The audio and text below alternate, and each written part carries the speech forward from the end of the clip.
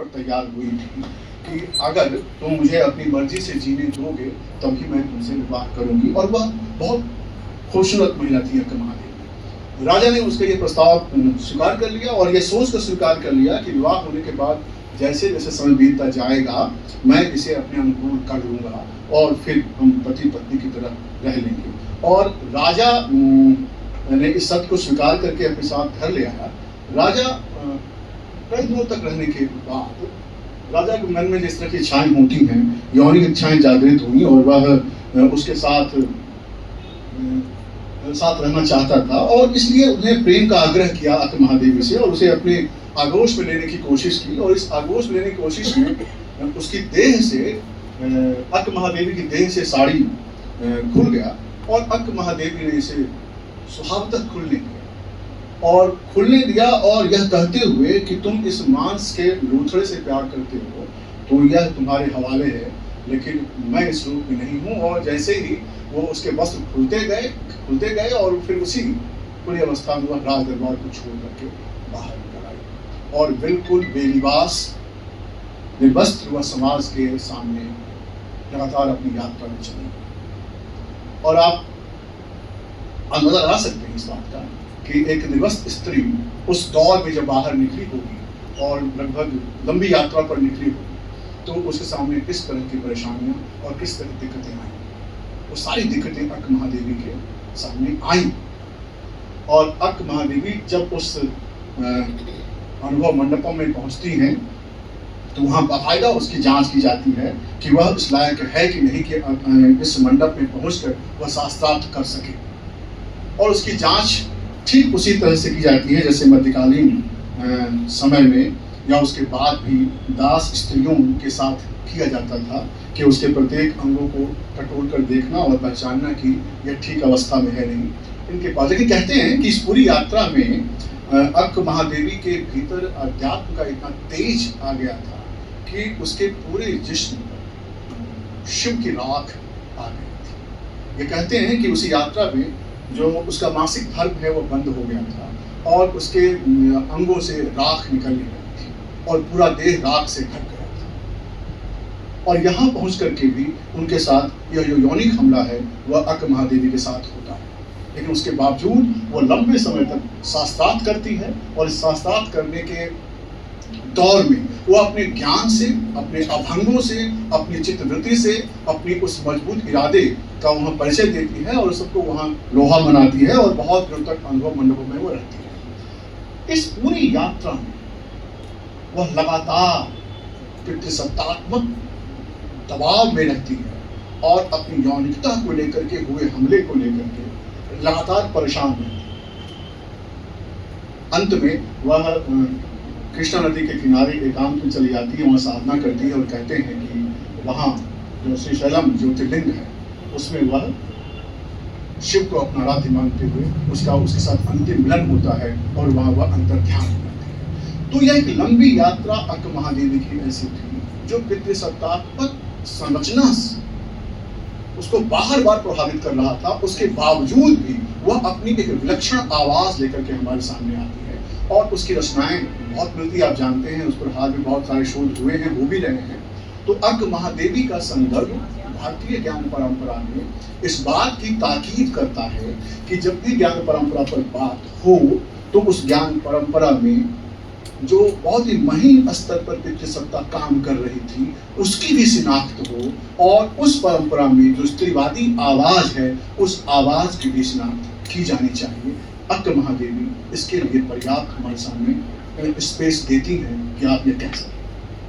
ठीक इसी के बाद आप देखेंगे कि कर्मपाता की जो भक्ति की आवाजें हैं वह भी महत्वपूर्ण ढंग से हमारे सामने आती हैं। 15वीं सदी में वो आई और कृष्ण के प्रति वह अभंग शैली में अपने भजन और कीर्तन करती थी और कृष्ण के प्रति अपनी भक्ति की राह चुन रही थी। अभंगों के माध्यम से वह तत्कालीन सामाजिक व्यवस्था, जाति व्यवस्था और स्त्री के प्रति जो पारंपरिक व्यवहार था उसके खिलाफ वह चोट करती हुई दिखाई देती है। वह अपने अभंगों में अपनी एक स्त्री की अस्मिता की पुकार करती है, वह जाति व्यवस्था को तोड़ती है वह ईश्वर को करुण तरीके से याद करते हुए यह कहती है कि मुक्तिकामी जो हमारी चेतना है उसके तारणहार तुम ही हो, तुम ही इस पूरी व्यवस्था से मुझे मुक्त कर सकते हो। और यह इसलिए कि वह ऐसी पहली संत स्त्री थी जिसका कोई गुरु नहीं था। आप जानते हैं कि कर्मपात्रा एक वेश्या की पुत्री थी, और वेश्या की पुत्री होने के नाते आप समझ सकते हैं कि सामाजिक संरचना में एक वेश्या की पुत्री के प्रति जो समाज का रवैया होता है वह रवैया क्या रहा होगा। कर्मपात्रा उस रवैये को पहचान नहीं थी। वो बहुत खूबसूरत थी और यह जानती थी कि जिस समाज में रह रही हूँ वहाँ सिर्फ और सिर्फ बदनामी है। वह उस पूरे परिवेश से बाहर निकलती है, लेकिन उसका जो पुरानी विरासत है वेश्या माँ होने का, जो माँ थी वो उसके साथ चलती है। उसकी खूबसूरती, उसका परिवेश, उसकी विरासत उसे लगातार उसकी यौनिकता पर यहाँ भी हमला होता है, और उसका कोई गुरु नहीं होता। वह भी एक लंबी यात्रा पर निकलती है, वारकरी के साथ निकलती है और पंढरपुर की यात्रा पर निकलती है। और इस पंढरपुर की पूरी यात्रा में जिस तरह से हमने कहा कि कन्नड़ परंपरा में अक्क महादेवी के लंबी यात्रा में बहुत सारी स्थितियां सामने आई थी, ठीक उसी तरह से मराठी संत परंपरा में कर्मपात्रा की यात्रा में भी वो समाज दिखलाई देता है। जो कन्नड़ में दिख रहा था वो मराठी में दिखलाई देता है, और उसको सचेत रूप से वो प्रतिकार करती हुई कर्मपात्रा दिखलाई देती है। अपने अभंगों में कृष्ण को अपने पति के रूप में स्वीकार करती है, और पूरी संत की पुरुष संरचना में विशिष्ट स्त्री संत के रूप में स्थान कर्मपात्रा को इसलिए प्राप्त है कि वह एक नए ढंग से अभंग में अपनी उस नृत्य और संगीत की शिक्षा की विरासत का इस्तेमाल करते हुए रचती है। इस यात्रा में भी उसके सामने भी बहुत सारी परेशानियां आई, और कहते हैं कि उसकी सुंदरता को देख करके उसमें तत्कालीन जो बीदर के राजा थे, उस बीदर के राजा ने उसके सामने अपने सैनिकों के माध्यम से विवाह का प्रस्ताव भेजा। और वे सैनिक वहां पहुंचे और उसके सामने बीदर के राजा का संदेश उसने प्रस्तुत किया और कहा कि आपको चलना है राज दरबार में, और राजा आपसे मिलना चाहते हैं और फिर विवाह करना चाहते हैं। कर्मपात्रा कहते हैं कि कर्मपात्रा बहुत परेशान हुई, और वह कुछ देर रुकने के लिए कहकर वह अपने अंदर के कमरे में गई, और अंदर के कमरे में जाने के बाद उसने पुकार लगाई अपने आराध्य कृष्ण को कि अब तुम ही मेरे तारणहार हो, क्योंकि बाहर जो व्यवस्था है उसमें मुझे खींच कर ले जाया जाएगा और फिर मेरे साथ क्या होगा मैं नहीं जानती। और कृष्ण के साथ वह लगातार संवाद, आत्मसंवाद करते हुए दिखलाई देती है। कहते हैं कि उसकी पुकार में इतनी ताकत थी कि वह कृष्ण में वहीं पर लीन हो जाती है, और वहीं पर फिर उसके कर्मपात्रा की समाधि बना दी जाती है। बाद में यह होता है कि बीदर के राजा को जब यह मालूम होता है कि कर्मपात्रा के साथ में प्यार करता था और शादी करना चाहता था, वह कृष्ण के विट्ठल, मराठी परंपरा में उसे विट्ठल कृष्ण को कहा जाता, विठोबा भी कहा जाता, उस पूरी परंपरा में इतनी ताकत थी कि बीदर के राजा पंढरपुर की यात्रा पर जाते हैं और फिर कर्मपात्रा के बारे में जितने किस्से प्रचलित थे वह सुनते हैं, और कहते हैं कि बीदर के राजा भी फिर विट्ठल की आराधना में अपने आप को पाते हैं। तो इस तरह से कर्मपात्रा और अक्क महादेवी दोनों के जीवन में यात्राओं का, पुरुष सत्ता का और अध्यात्म और भक्ति का एक खास महत्व दिखलाई देता है, जिसकी शिनाख्त भारतीय ज्ञान परंपरा में की जानी चाहिए, और उसके वचनों और अभंगों के विन्यास में जो स्त्री की आवाज है उस स्त्री की आवाज की पहचान की जानी चाहिए।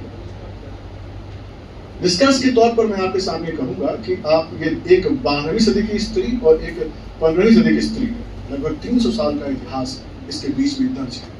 यह कोई सामान्य बात नहीं थी कि इतने 300 साल में इस तरह से दो स्त्रियां अपने समाज में न केवल उपस्थित थी बल्कि हस्तक्षेप कर रही थी, और यात्राओं को स्त्रियों के जीवन में जो केंद्रीय भूमिका थी उसका संदर्भ आपके सामने हमने दिया। कितनी सत्तात्मक व्यवस्था को चुनौती देती हुई दिखलाई देती है, भक्ति के माध्यम से आत्म स्वतंत्रता और मुक्ति की खोज करती हुई दिखलाई देती हैं।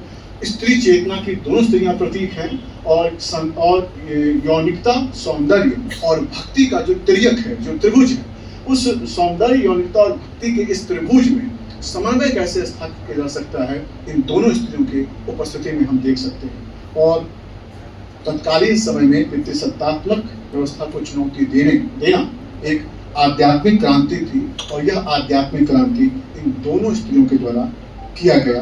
भारतीय ज्ञान परंपरा में ऐसे और तमाम स्त्रियां हैं। मराठी संत परंपरा में लगभग 1 दर्जन स्त्रियां हैं जिन्होंने अपने समय में हस्तक्षेप किया। बहिनाबाई का नाम आप जानते हैं, इस तरह से जीनाबाई का नाम आप जानते हैं, जनाबाई हैं। कई सारी स्त्रियां हैं जिन्होंने इस पूरे संत परंपरा में अपनी उपस्थिति केवल इसलिए दर्ज नहीं करती हैं कि उसे केवल मुक्ति की चाह है, बल्कि वह इसलिए भी उपस्थित होती हैं कि वह अपने वर्तमान समाज संरचना की जो व्यवस्था है, उस व्यवस्था में स्त्री की जो घुटन है और उसकी अभिव्यक्ति को जो दबाया गया है, उसको अपनी आवाज़ भी दे सके। और इन दोनों ने अपने वचनों और अभंगों के माध्यम से आवाज़ दी है। भारतीय ज्ञान परंपरा में हमें उसे बार बार याद करना चाहिए। बहुत बहुत धन्यवाद, आपने मुझे सुना।